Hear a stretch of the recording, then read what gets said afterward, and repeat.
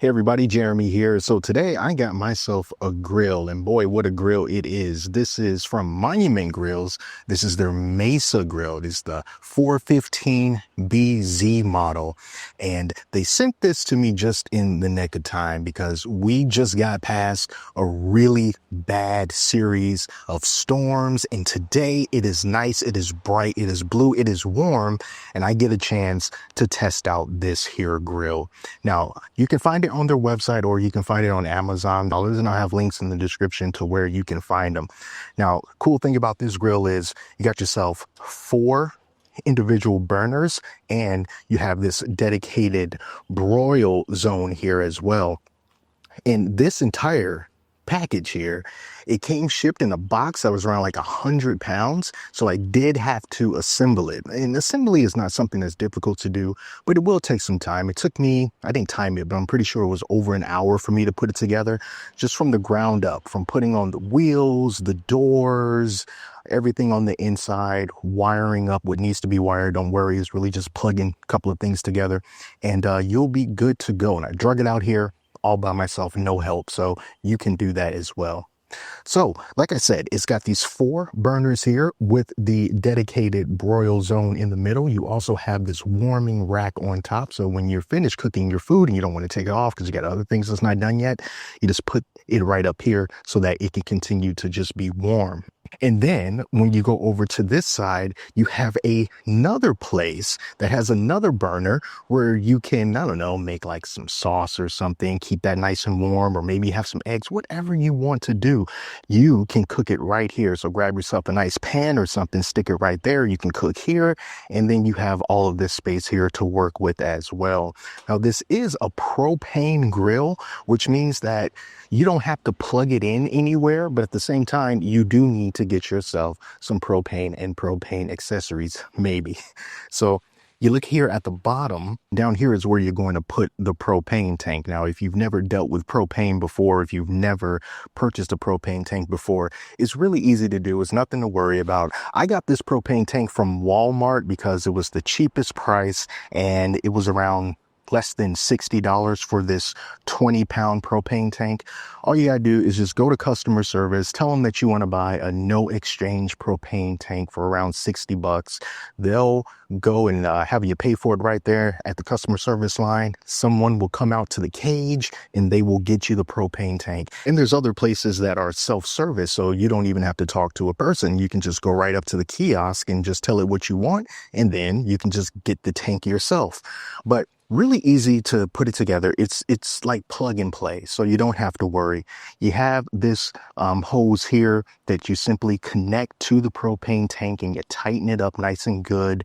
And then this is the valve for the propane tank, so you can get the propane flowing. So you loosen that up, open that up all the way. And then you could come to the front of the grill, and here is where a lot of the magic is going to happen. The power button for the grill is located on this side, so you simply just press it. And then it's hard to see in the daytime, but when it's darker, you can see that there's a LED backlight all right here, so you can see what's going on. And then this is your ignition button for when you want the flames to start to rise.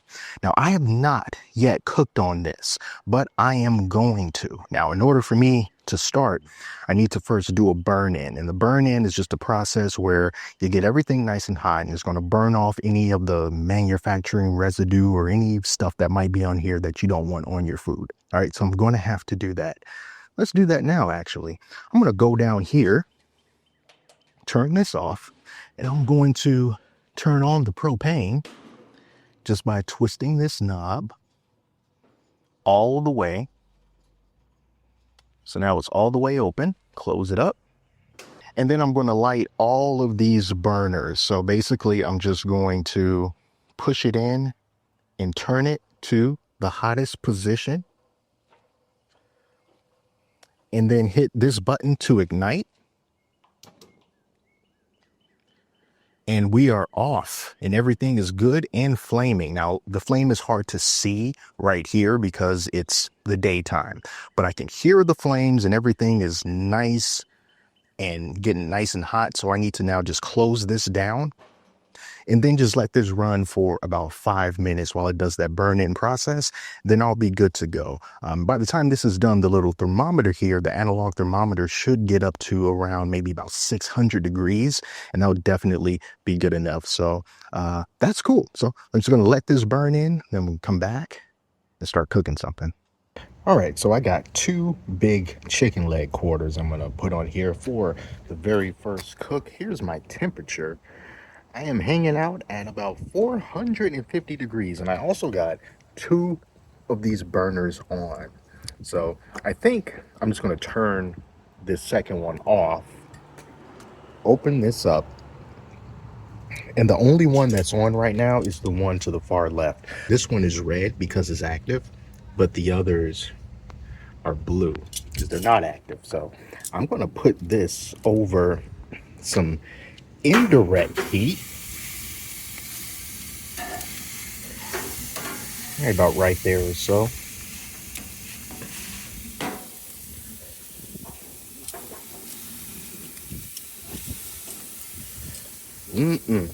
And just going to put it down and come back periodically, check on it, and see how it does. Oh, and another thing is you got all these hooks right here, so I can just take my tongs and just drop them right there. And you know, another thing that's pretty cool about this is that you got this sight window here, so you're able to just look at your food cooking without ever opening up the lid. But I also will say, with this stainless steel finish, if it is bright outside, you're gonna want to wear some sunglasses because you can easily get blinded from the glare off of this stainless steel finish. So I'm liking the way that this chicken is turning out so far. Got to do a temperature check real quick, but that is looking pretty good. But in the meantime, my youngest was telling me that she wanted a hot dog and an egg. So I'm going to use the side burner to do just that. So I'm just going to cut up a hot dog, put that in there to cook for her, and then afterwards I'm going to cook her an egg. The hot dog cooked pretty quick, but now I'm going to do the egg. I'm going to throw some butter in there. And I kind of underestimated how many BTUs this thing can put out. So I have the heat almost pretty much like at a minimum.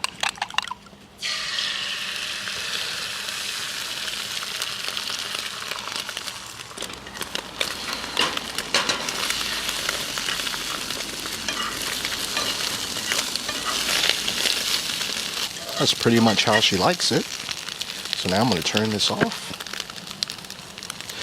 And I'm done.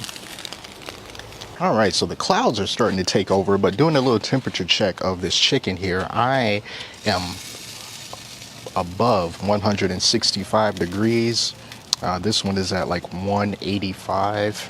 Look at those juices. Yes, sir. Yes, sir.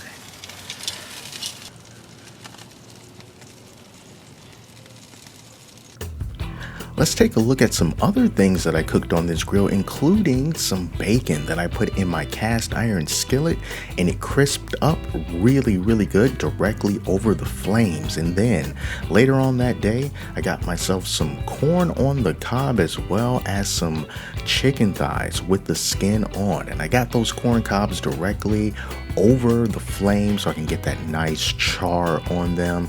So I just had the heat down low, gingerly turning them every once in a while. And these chicken thighs also came out to be really juicy, just like those chicken leg quarters were. And these chicken thighs were also cooked over indirect heat. And here's a look at the almost finished product. Still had to put some more seasoning and goodness and mayo on the corn cobs, but they were so succulent and so good. And then I also cooked some ribs on here as well. Took more than a few hours for these ribs, but they came out amazing. And I like it when my ribs come off the bone.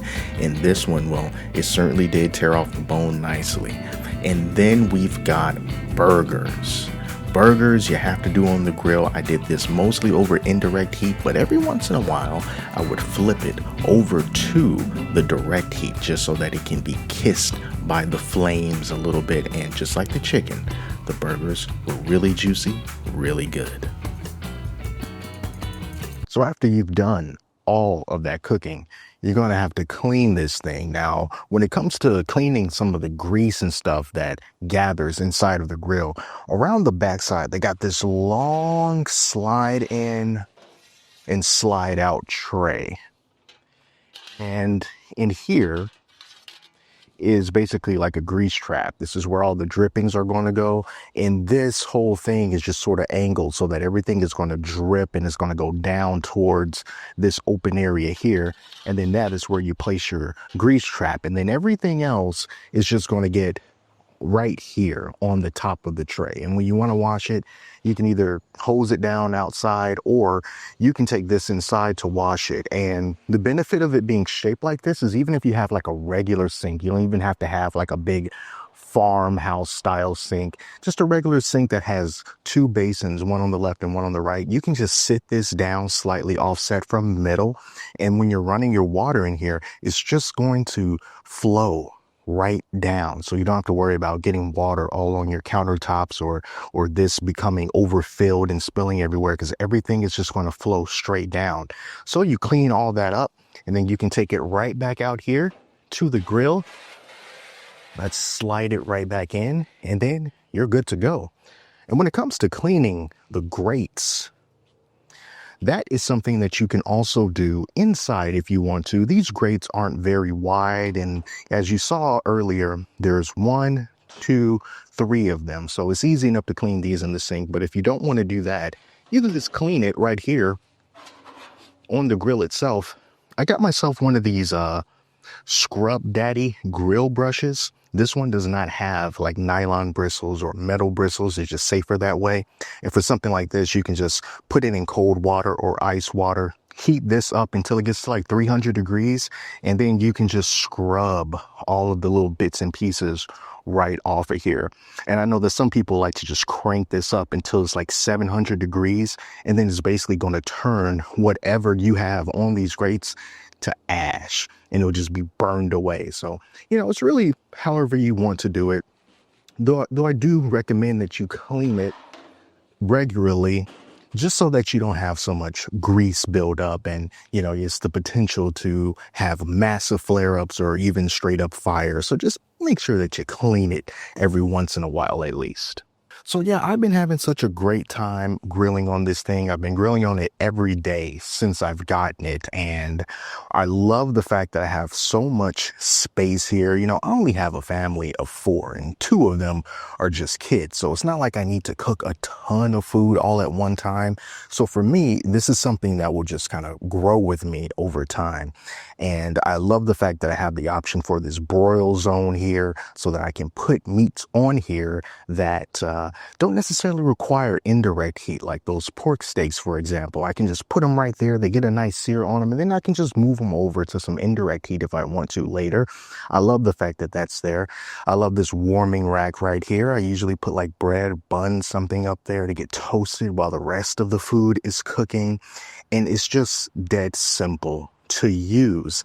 And then, kind of sitting off to the side, and even though it's kind of it's not the star of the show, but just having this separate burner right here to just put a pot or a pan right here is also extremely convenient. I've used it a few times by now. It's just great to be able to cook something like beans, green beans, French style green beans right here on this burner as if I'm inside of the kitchen. And that's really, really handy.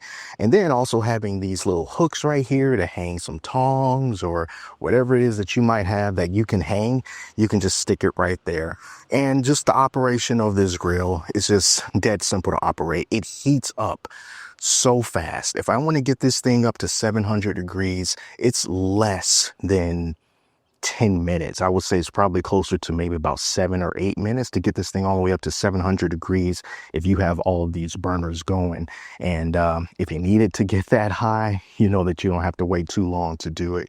So yeah, man, I've been really happy with this Monument Grills Mesa Series 415BZ. I think that is pretty darn fantastic, and it's great also if you're going to cook at night, because then you can just hit that little button and you can see all those lights up, and it just makes it look a little cooler, give you a little bit more ambiance. So yeah, if you are looking for a grill this season, since it's getting warm, you want to cook outside, I highly recommend that you take a look at this grill here, because it is pretty darn cool and I think that you'll enjoy it. So that's what I'm going to do it for now. Thank you all so much for watching. Till next time, take care of yourselves. I'll speak to you soon.